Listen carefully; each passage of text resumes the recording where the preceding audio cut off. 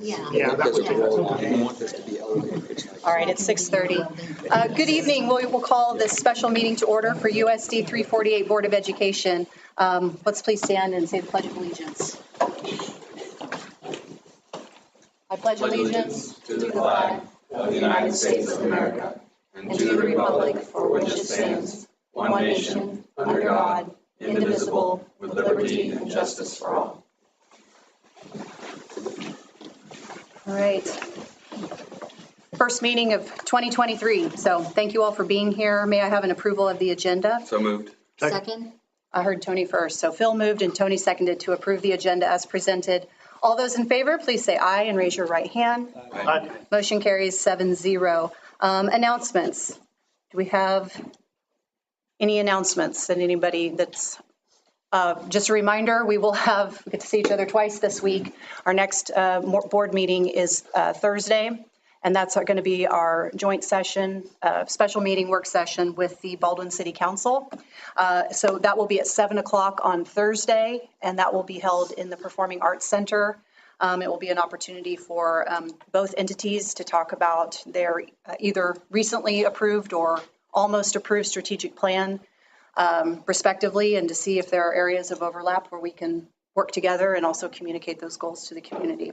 So that will be Thursday at 7. Any other announcements? All right. Out-of-state trip requests. We have a trip request out of the primary center. I think you guys have all had a chance to look over that.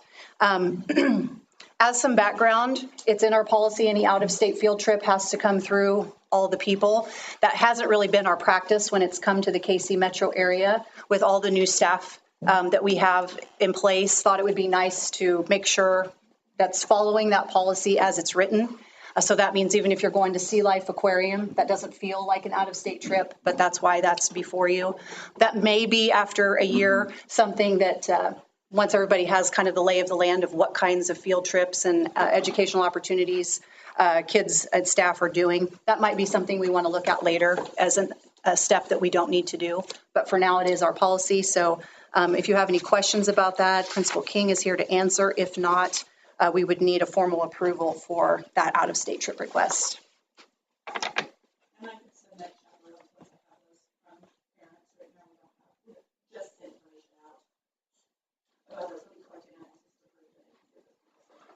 Sure. Cool. Move to approve the out-of-state field trip to the aquarium.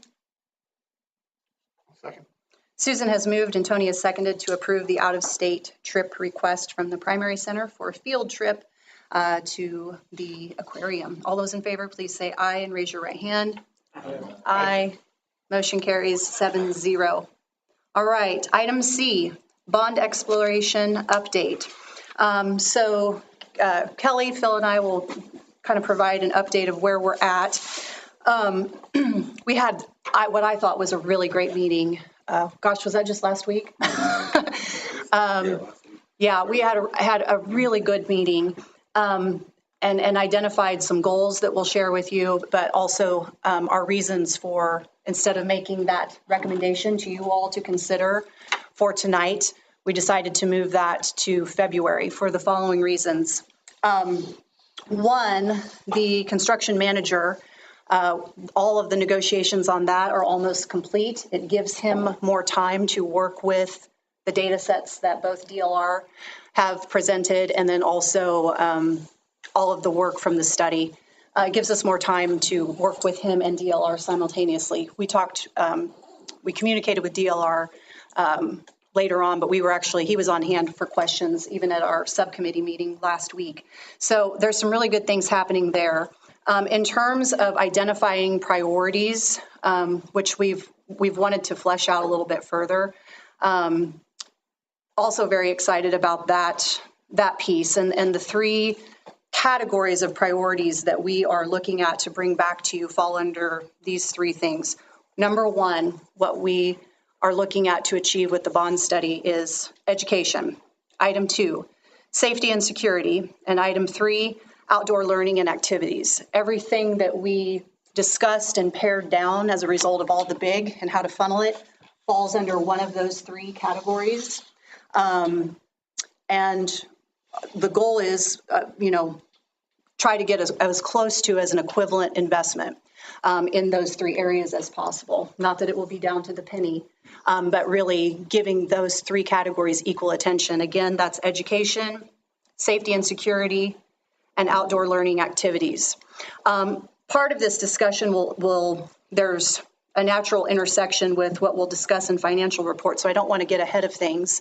But in terms of us making good decisions about our capital outlay plans and what impact to that we'll talk about next, we also wanted more time to have the opportunity to study that through that lens as well.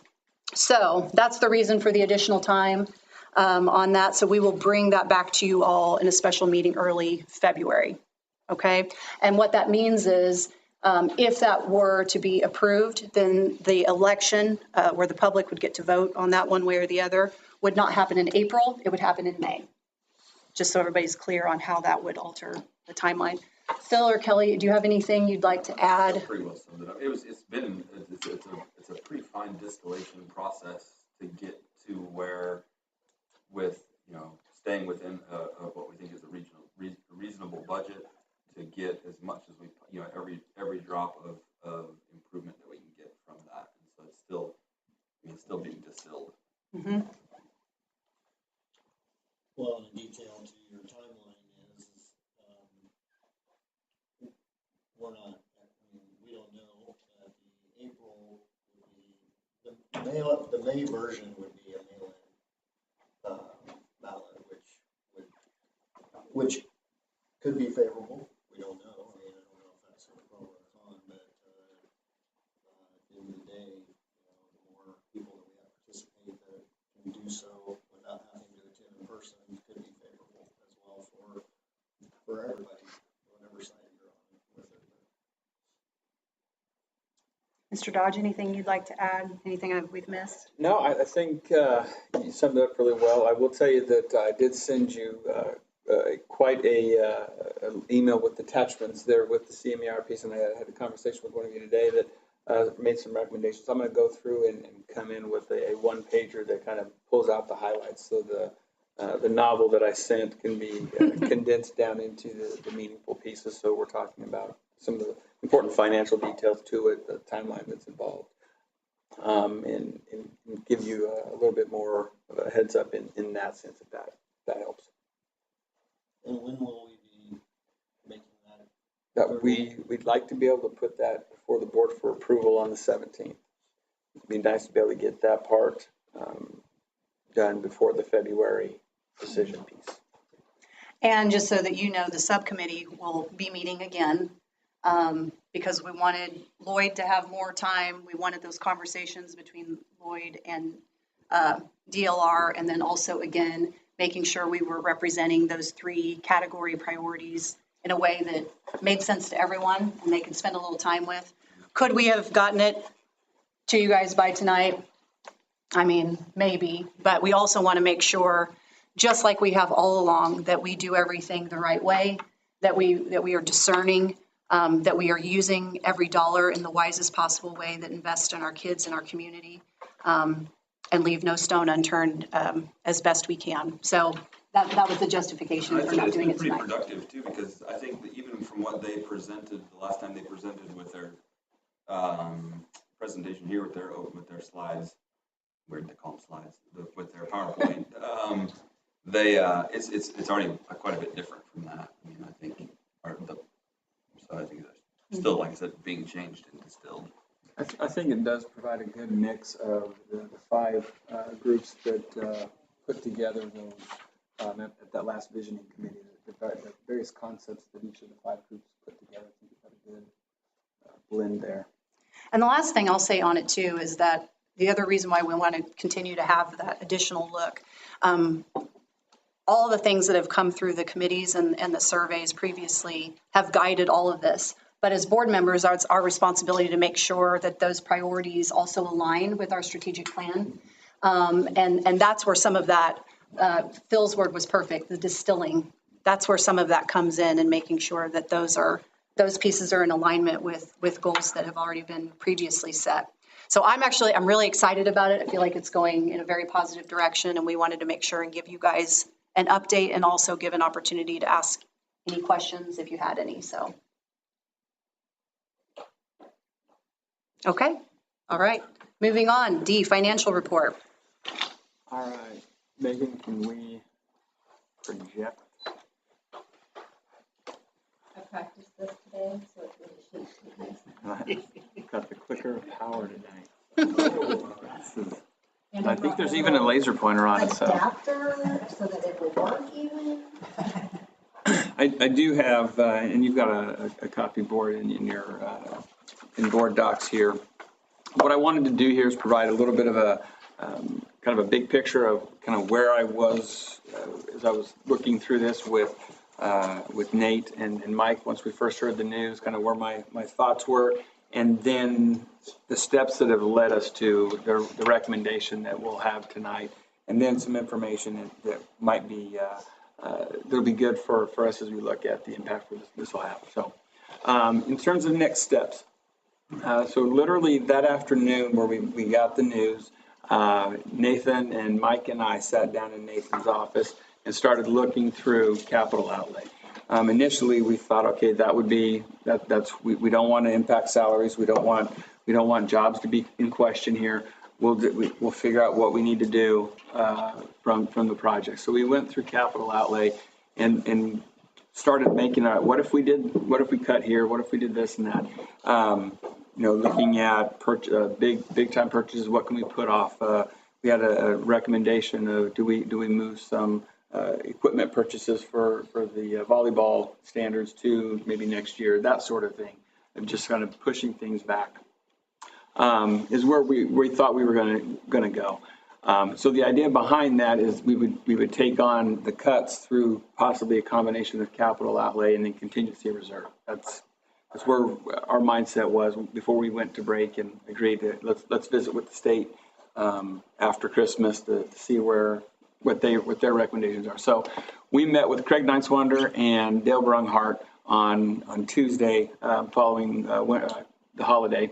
And Craig, the deputy commissioner, and Dale both had said we need to be careful if we start going at the capital outlay line in and of itself, because and the terminology here, I'm going to give the lay version because that's how I operate. If your cash balances drop too low, then the percentage that you get in state aid will decrease as well. So you get a double whammy, if that makes sense.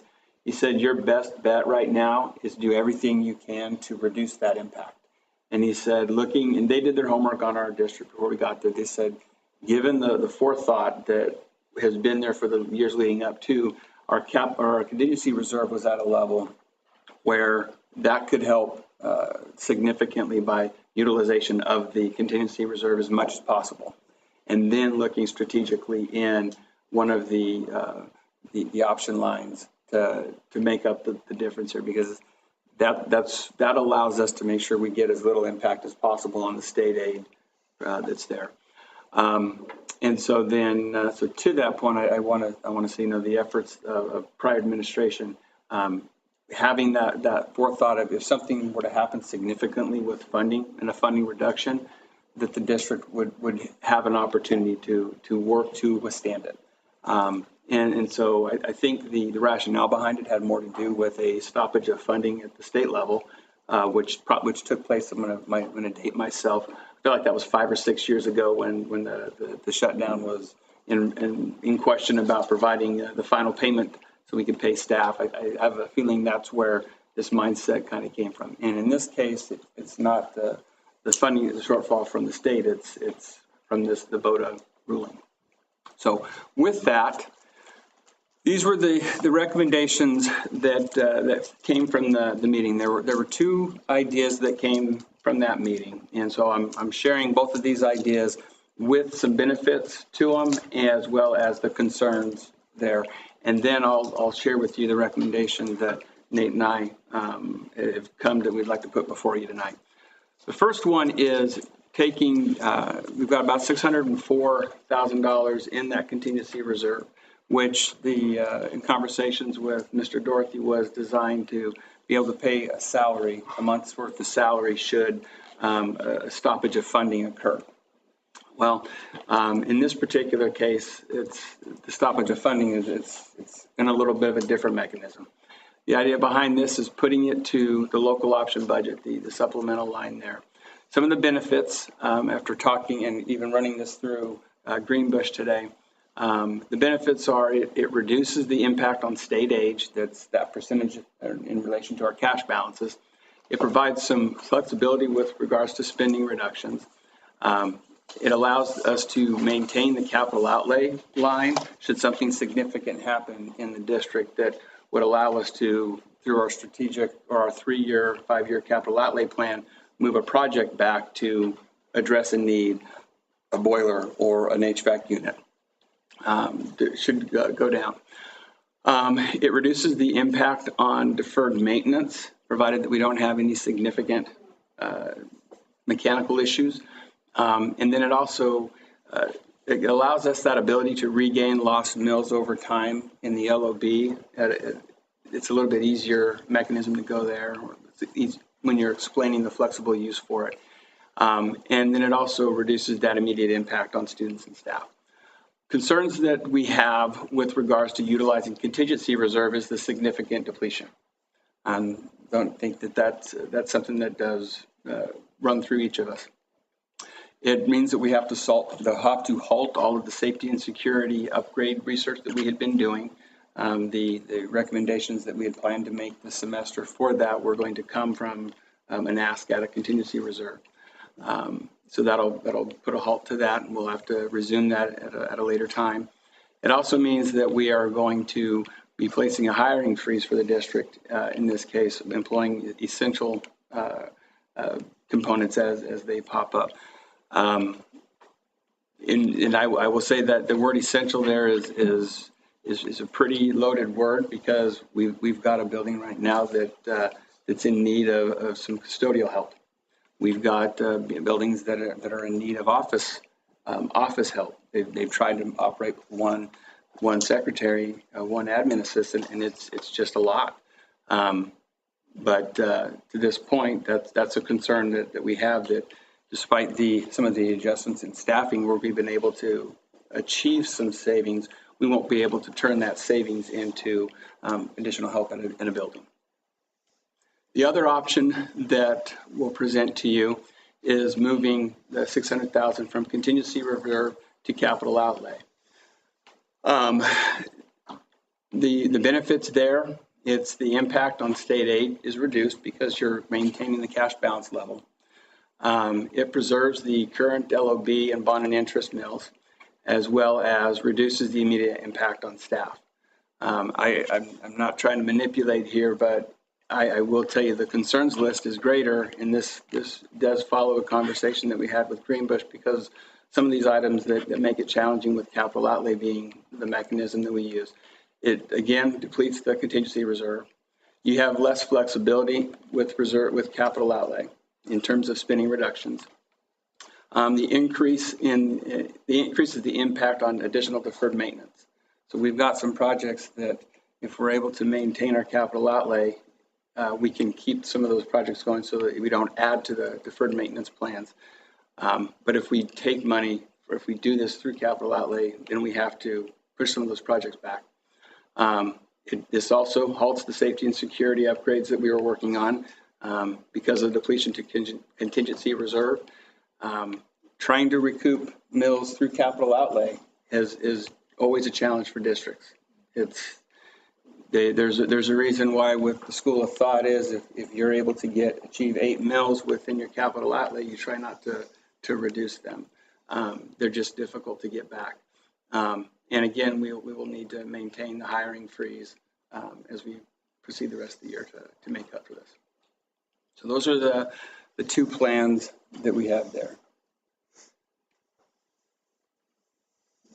Any thoughts or questions? Would there be anything left in contingency, or do we have to keep something in contingency? There would be 4,000 and some change. So Now, we don't have to maintain so what we would do is we are able to transfer into contingency reserve through the general fund. So as we're looking to get through this, what we would do is we would first use LOB and start reassigning some of our expenditures that we can to the general fund. And then at the end of the year, as we're closing out each year, we'll work to start putting some money back into contingency as we're able.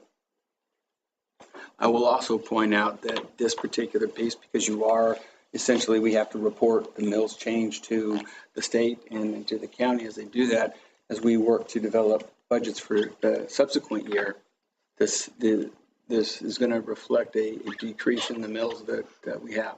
So that the conversation of achieving a budget to be able to operate and provide raises to staff and to hire the growth positions that come up, that'll be conversations we'll have to have.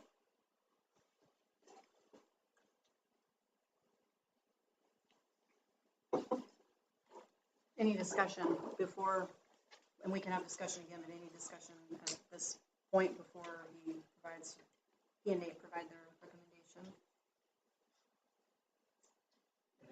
There's still money to be covered, right? 600,000 is not. Right. So, and that's where what we would do is we would make some adjustments where we're currently paying out of LOB. We would make those adjustments to the general fund so that we can cover that. So in plain spoken language, we're gonna, one of our options, well, in both options, we have to drain our savings account plus find more money. That's the impact. So, Nate, is there anything? that's both scenarios. Is there anything Yeah. that I've missed based on what we talked about today?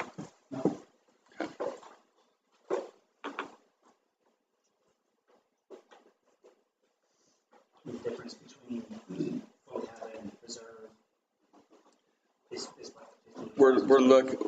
The number that the county gave us was 666,000 and some change there. So we would be looking to come up with between 60 and 70,000.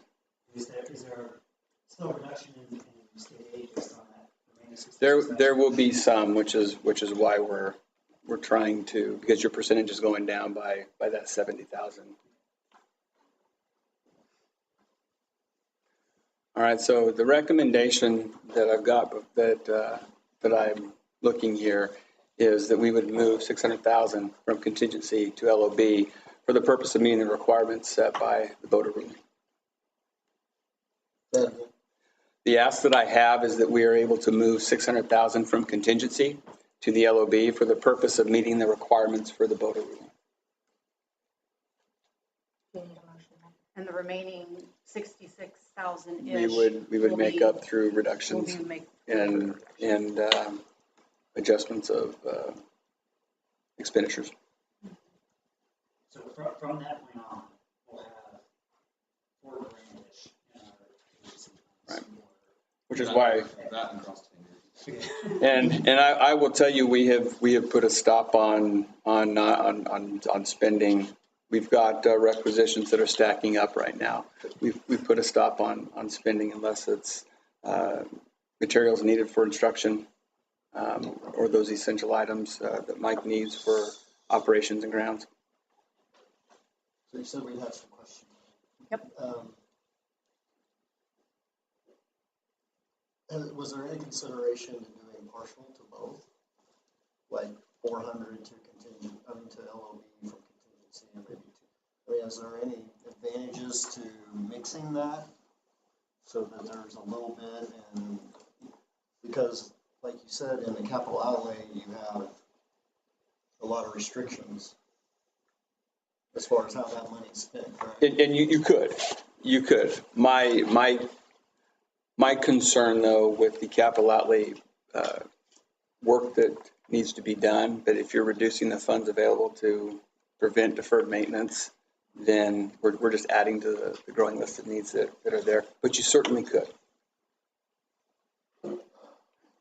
And then that decision then also affects how we build the budget next year in terms, it's not just something to fix right now, it's also thinking ahead of how to,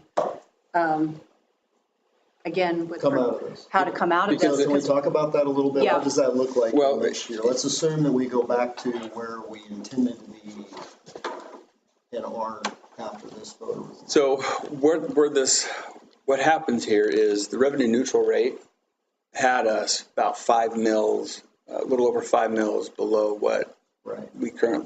what we had worked to achieve, which we were trying to make up the 2.5 mils that were given up previously.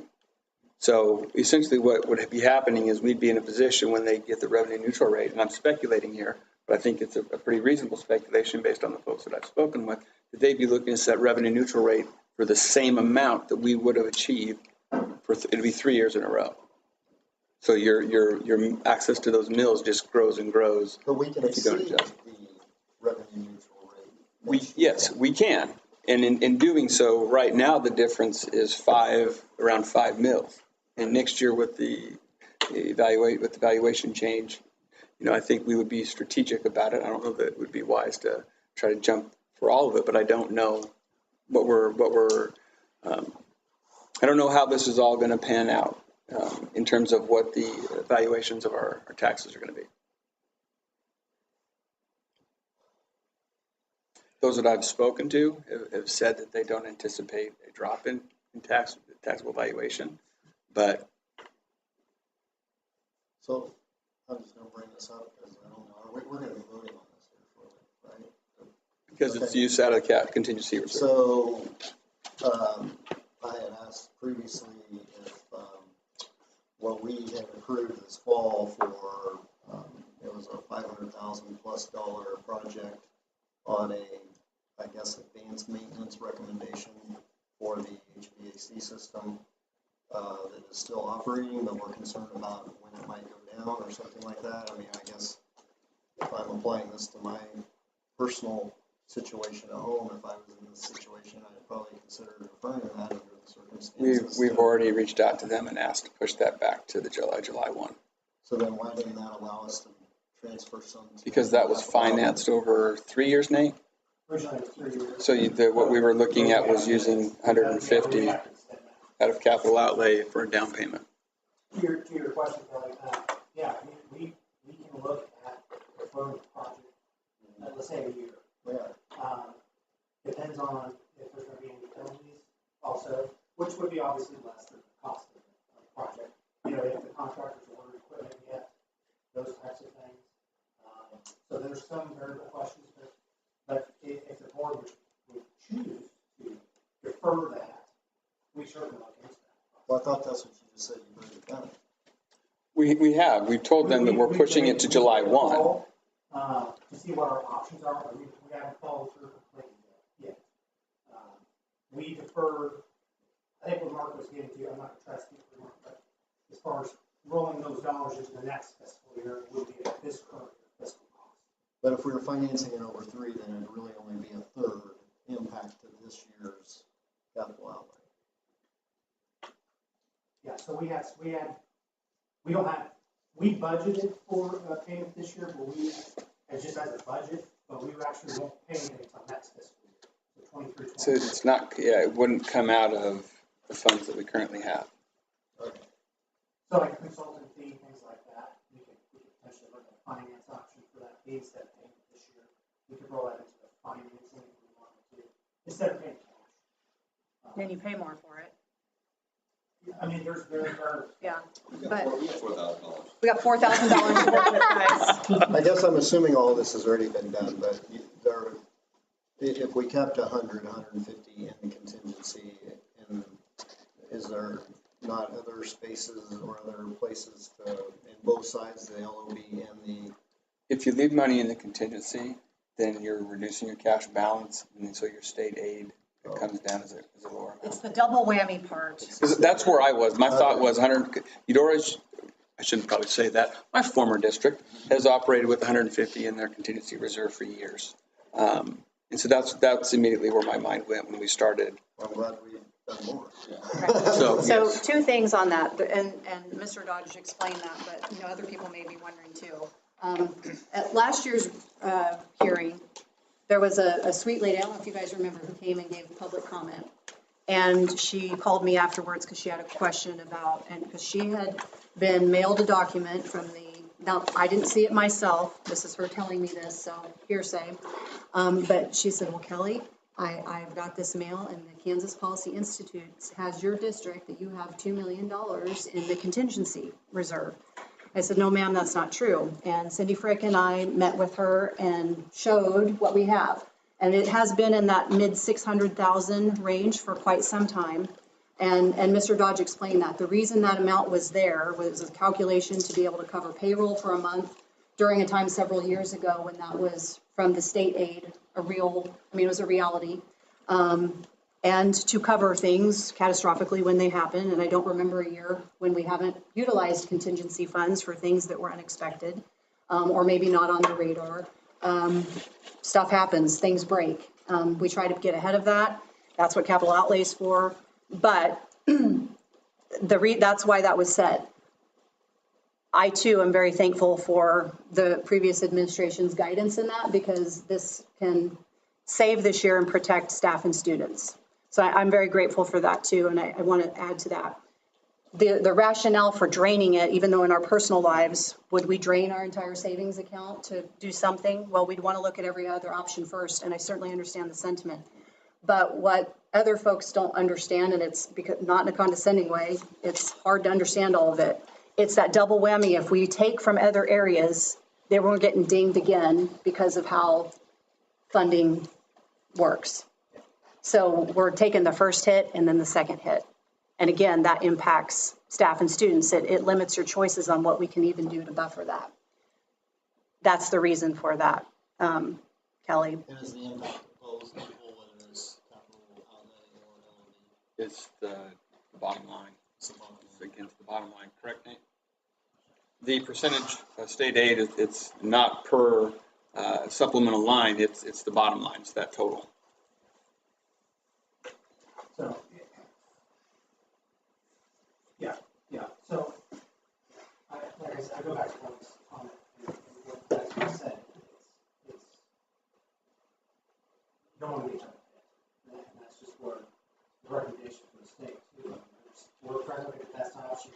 This is the softest blow we can take. These are two terrible options, and they're the two best we have to protect staff positions. But both of those, as you'll note, still involve a hiring freeze.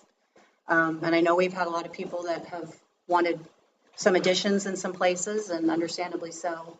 But neither one of those scenarios avoids that. It just mitigates further damage.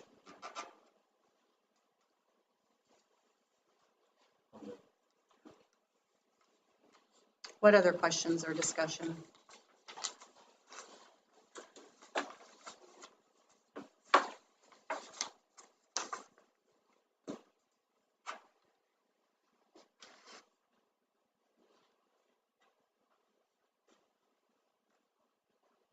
We just have to really hope that things don't break next. Well, and here's, I want to address that. What we would do is we are slowing down our capital outlay plan that we've got. We are slowing down. So I'm wanting to get through the winter months. I mean, we were blessed with a relatively mild December. Outside of a couple weeks where we didn't have kids in the building where it got pretty chilly. I'm crossing my fingers that January to February will be kind to us, and that the heat will wait until June to start rolling in. But if something were to happen, we're going slow with that capital outlay line. We would just move some projects back to address that. That's the plan. I guess it even if this problem persists past July 1st, I mean, we only have $4,000 in the savings account. I mean, So as we look to close out our books, we have the ability, if we do have any savings left over, to be able to move money back into contingency reserve. We can do that out of the general fund. So if we're thrifty with paper budgets, and like you said, the gas prices drop, and weather permits, that what we had anticipated to spend and didn't spend, we could roll that into contingency. I mean, with some Right. limitations like food service, for instance. Nate and I have talked about the December and January natural gas bills that come through. That has me nervous. But that's that way for a homeowner too. I mean, so it's waiting. I mean, that's where I want to make sure that we're good there. But thankfully, I think Mike has done a really good job with his crew keeping our facilities moving and doing the best. He's got some really creative solutions, which we'll hear about next week in terms of his working with his maintenance crew. But our plan, should something where you were going with this, if something were to happen facility-wise, that's what we do is adjust our capital outlay plan. Yeah, and, and those unforeseen things, it could still be, at this time, still be guessing on, do we need to hold back 50,000 in contingency or 150,000? Right. We still can't anticipate what that may look like, that, random weather event or Right. whatever. So whether we roll the dice on $4,000 or roll the dice on $150,000, it still is a risk we have to take here. And there's no obviously Correct. way around it. I'm just thinking through. Because I walked into this conversation thinking we got to hold back some money in savings, but now, as we further this the conversation, it seems like Mm-hmm. got to go to Vegas in this case. So we just hope it works out.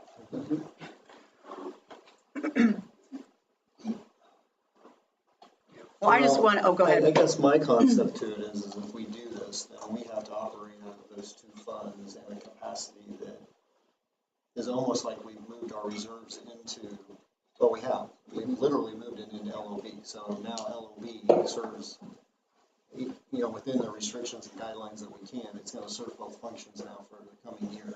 And we've got to figure out a way to balance that and make that happen. The recommendation from Greenbush is to make sure that that we're focusing in a way so that we accomplish LOB as our primary, because you've got that contingency reserve there, because you can't move money out of LOB. So that would be our primary source, and then start moving. So you don't You take it can all move at once, you money just out. move it in as you need to. No, the contingency reserve we put in at once, but we'd start, because the other side is the next slide that I've got here in terms of what we have to do as a result of the voter ruling.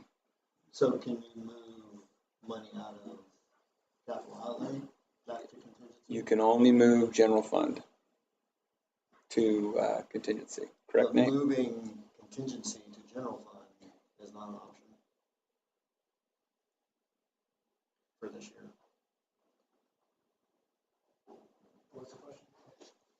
See, and okay, I remember So we asked about that. The issue that has is that doesn't address the mill changes that we have to.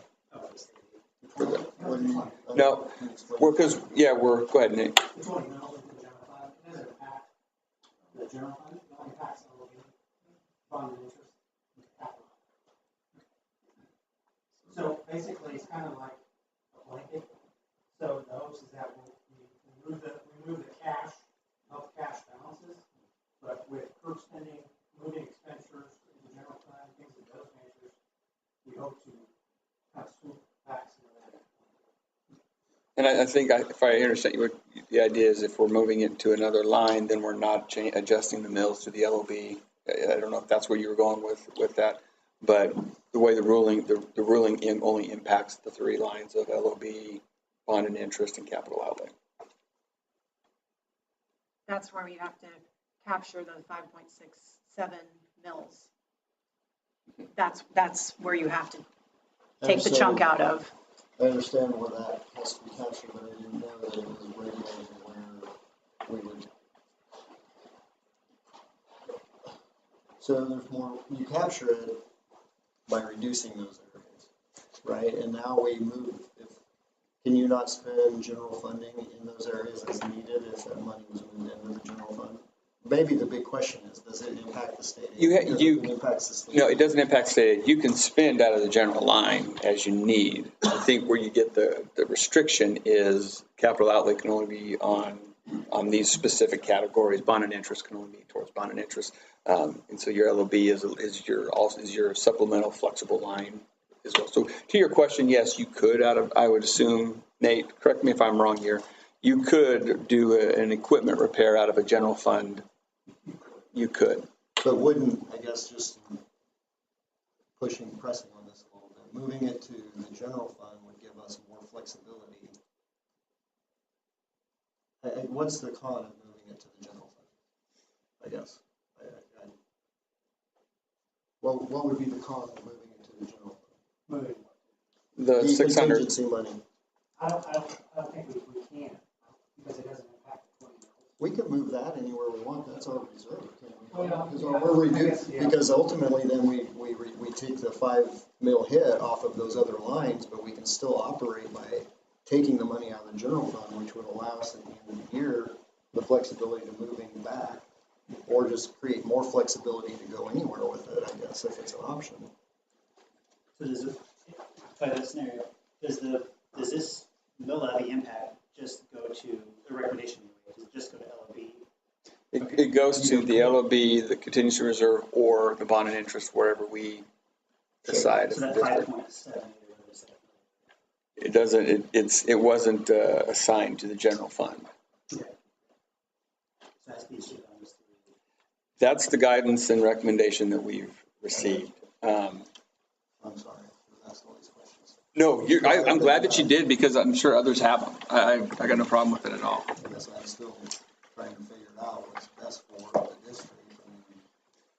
I think. We're gonna zero out the LOB anyway as we go through this process. And so then we'll have the general fund, and you can move general fund into contingency reserve. So if you're able to keep your general fund healthy and still accommodate, if you do have any. 600 in, we have to spend it in LOB. If you put it in LOB, it has to be spent through LOB, yes. And if you put it in LOB, then you can't put it back into the reserve. Right. If you put it in the general fund, you can. And because that amount is less than what we're looking at, the guidance that we have is we're still going to need, we're still going to be zeroed out there.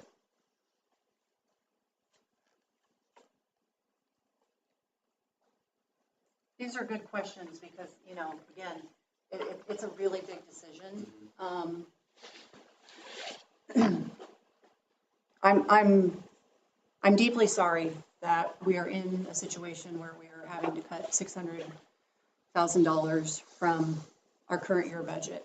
I'm sorry for all the reasons that's the case. Again, none of these options are great. And it's certainly not something that would be expected to just, okay, yeah, let's do this. I want to thank our staff for working over the holidays, going through all of these scenarios and trying to figure out. I know your guiding principles were to buffer how this actually impacts on a daily basis, students and staff, and I appreciate that. There are certainly other business strategies that are relevant and should be a part of the conversation. And I believe why they received the recommendations that they did, because I've gone in circles on this myself. But based on their research, this was the option that best protected what we're doing for students currently, and also protecting those mill amounts where they intersect with state funding parts. That's the other thing that kind of catches you, and then how that affects what we build out for next year to dig out of this hole. So those are very real things, and it's not an easy decision, but they are asking for a motion tonight so they can get to work, because there's things that they have to do logistically, regardless of which way we do. And I don't want to jump the gun because Mr. Dodge will get to that in your presentation. But even the refunding mechanism is going to take time from our staff. I hate that for you guys too. I want our superintendent to be evaluating teachers and teaching, not sending out letters. That's not a good use of time. So I'm embarrassed about all of it. I'm bummed, but we're going to get through it because we're the Bulldogs. And I know that sounds cheesy, but I mean it with all my heart. We're going to get through this, you guys. But this is the decision we have before us. Well, it kind of highlights the tangled web that is school finance and what you can and can't do and how you can and can't spend money. So anyway, I'll make a motion then that we move $600,000 from contingency reserve to LOB for the purpose of meeting requirements of the BOTA rule. Second. Phil has moved and Chris has seconded that we move $600,000 from our contingency reserve to LOB for the purpose of meeting requirements of the Board of Tax Appeals ruling. All those in favor, please say aye and raise your right hand. Aye. Aye. Motion carries 7-0. Thanks, everybody. Thank you. Now on to how we deal with it. Yes, so the refunds. We met with Douglas County Treasurer's Office. This is new territory for them as well. This has been legislation that's been in place for 2 years, so this is the first time this has happened. Those that paid their taxes in full will be required a reimbursement by the USD. Those who made a partial payment, according to the county, will see a reduction in their May payment. The Treasurer's Office will provide us with a list of the taxpayers who have paid in full, and then we will begin working to mail the payments to those taxpayers that paid in full. As a perspective of what that would look like, these are the amounts when asked in terms of, if you stair step it, if you will. If you're a homeowner and the valuation of your home was $100,000, you'll see something in the ballpark of $60.65 or $60.65. $200,000 home will be $121.30. $300,000 home, you'll get a check for $181.95.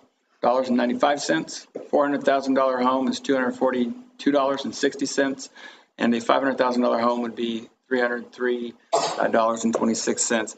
The mechanism to put the compute that there is the mill formula, which if you just from trying to figure out the easiest way to explain this complexity here. The valuation of your home is $100,000. You're taxed against 11.5%. So for a $100,000 home, that would be $11,500. And then the mills associated that would be multiplied against that would be the 0.005, et cetera. And that's how they came to those amounts. So if you're in between $100,000 and $200,000 home, you'll see the ballpark with which that refund will be. This is going to require our district office to be looking anywhere from 2,000 to 3,000-ish full payment refunds that would be starting. The balance of those individuals, those residents, and these are residential figures. This doesn't include the business because they're taxed at in a different way, but we'll be figuring out how to get those checks to them. We've kind of brainstormed some ideas Thursday after the meeting in terms of what we could do, but it's going to your point, it's going to be additional hours. I would suspect we're going to have to bring in some help and pay for that help to be able to accomplish this. We have 4,000 in contingency. Yeah. We can pay for the extra. Yeah. So, I feel like that slide highlights pretty well. I mean, we heard over and over again the argument of how much the school was raising taxes on people. And, I mean, it's when you break the 300, I mean, you're looking at $25 a month, what that amounts to. So, any questions? Yeah, what's our responsibility for taxpayers who make partial payments? Does The county is going to. Treasurer's office take care of those? They are, and Nate, correct me here, after that meeting, their plan was to reduce their May payment, their second half payment. So they have that. So they'll send notice? No, so if they still have a balance owed for their taxes, that balance will be reduced. They will not be receiving a check. They'll just see Right. their It will be responsibility reduced by reduced. half that, because usually when it's 2 days. They won't be receiving, No.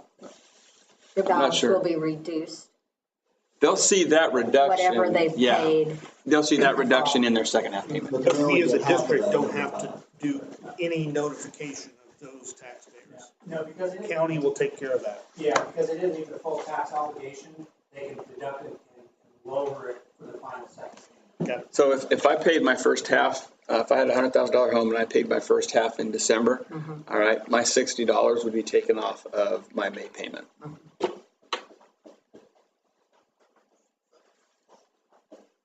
So when we send checks, they're actually going to come from, That's the tax refund checks are going to come from USD 348. For those, the payment does. We're looking at some options to get that done. We're going to need some some assistance to doing that. That's a lot of. How many people do we have in accounts payable, Mr. Dodge? So I'm skipping ahead though. I know it's part of the next conversation, but for those who have already reached out to us that don't want these refunds, can, rather than have to go through the process of getting a check and bringing it back to us, can they just notify us? So that's item 2. Should we just go ahead and go to item 2? Yeah. Okay, All really right. quick though, first, before we Yes. move on to that, does this come, do we write these checks out of which budget, local option budget, or which budget line does it come out of? That there, I guess return, The refunds. that would be out of the local option. Local option. So moving on to the donor interest. Well, That's, commenting on that makes a lot of sense, and why to move it to the LOB. I wouldn't have asked nearly as many questions.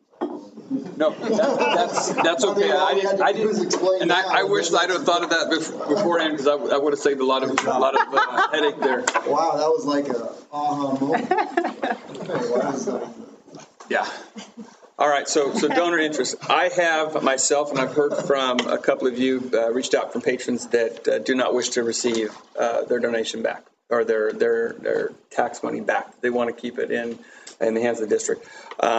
Because we've got the order that we've got, it's I know it's a redundancy there, but we do feel like we need to get that money to them. But what we have is we've got a mechanism that we've always had. If a community member wants to donate to the district, they can. And so what they would do is they could just write a check to the district in donation. They can specify how they want that to be used. It could be used at the district discretion. They could be put it in the LOB.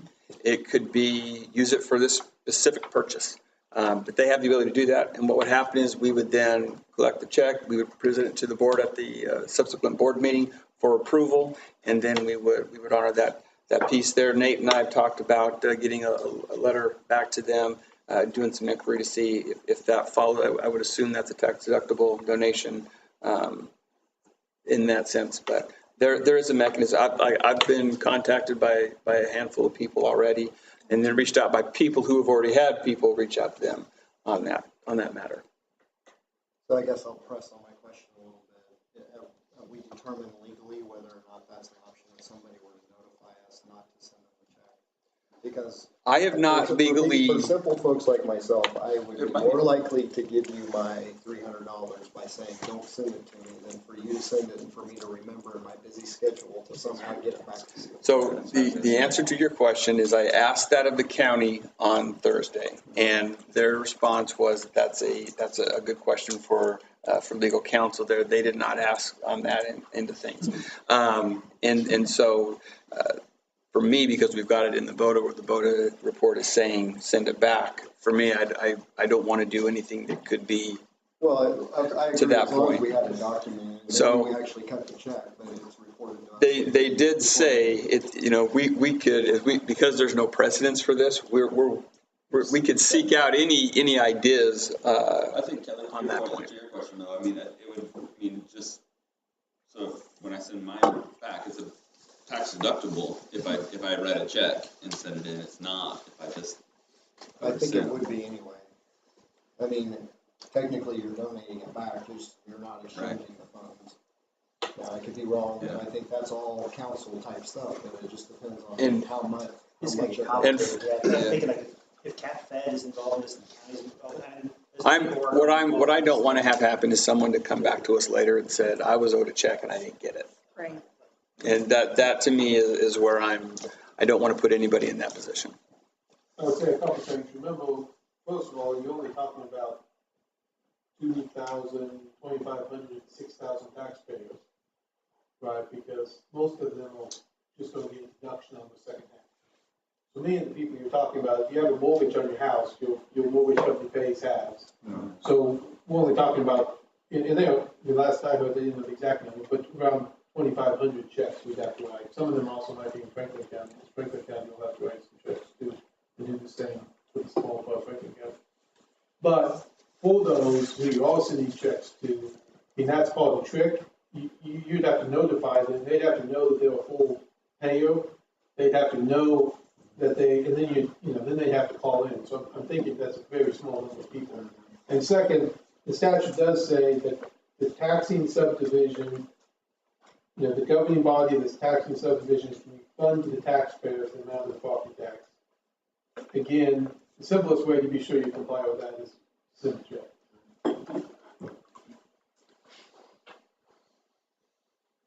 What's the timeline on this? To my understanding, there is no due date other than I want to get this done before we zero out our books in June. Is there a date? It doesn't say. I mean, the sooner the better, though. I mean, in theory, there's an argument that in order to fund the money, the longer you wait, someone could make a claim that you owe them interest or you waited too long. So I think the sooner you do that, the better. And I don't want to speak for Nate, but I think we kind of like to be able to move on this so that we can get back to doing, to your Your point, actual job. what we need Yeah. to do.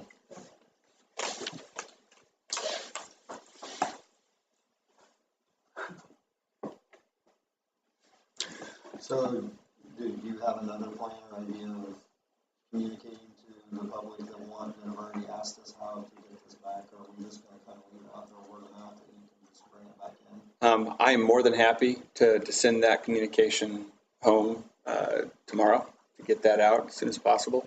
When the checks go out, since we will be stuffing them, we can put a letter in there stating, this is a result of this decision. If those that are interested in making a donation back to the district may do so. There's no requirement. So. I like the letter with the check. Yeah, me That would be too. practical. It's kind of Yeah. Maybe Yeah. Right. the constituents are asking about, like, can just decline this, and this makes sense to just give them that much.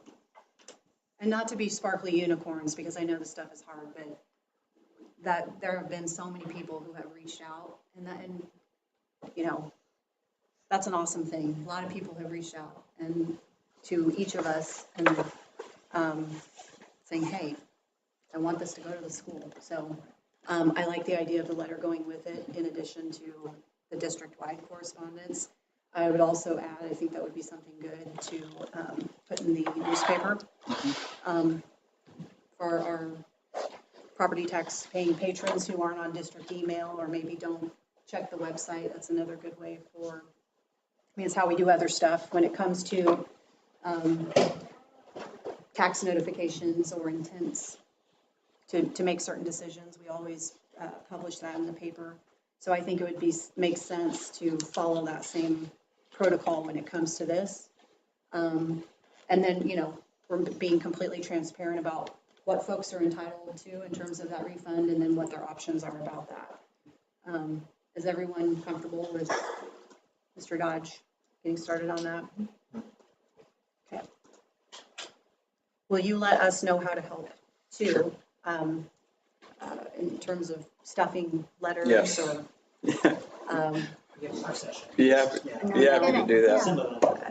We can do that. If there's ways that we can help pitch in. I know some of it's going to have to be hired regardless, and that's also dealing with check systems and accounting for that. You don't want untrained hands in those weeds, but licking stamps and envelopes, I'm highly qualified for that. I appreciate that. So, Thank you. Thank you. all right. Moving on then, unless there's anything else to add. All right, great. I move we enter into executive session with Superintendent Dodge and Brad Finkeldye to discuss litigation information related to the Board of Tax Appeals ruling, and the justification being the exception for matters which would be deemed privileged in the attorney-client relationship under COMA. And the open meeting will resume. What's the time? It's 7:29 right now. You think 10, 15? Let's do 15. Open meeting will resume back here in the library at 7:45. Second. I moved, Phil seconded. All those in favor, please say aye. Aye. Aye. That's 7-0. Executive session until 7:45.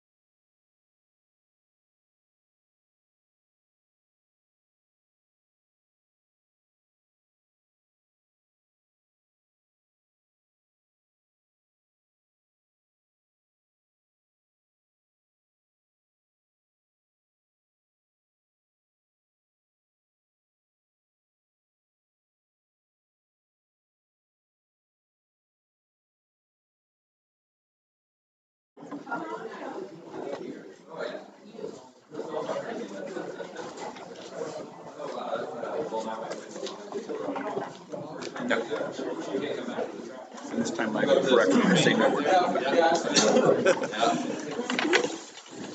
Okay, we'll call the meeting back to order. Our only remaining actionable items includes approving the personnel report. So moved.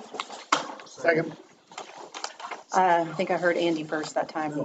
Or was it Kelly? Oh, I didn't. Okay. Susan moved and Kelly seconded to approve the personnel report as presented. All those in favor, please say aye. Raise your right hand. Aye. Motion carries 7-0, and we'll take a motion for adjournment. Motion to adjourn. Phil moved and Kelly seconded that we adjourn. All those in favor, please say aye. Motion carries. Meeting adjourned, 7:46.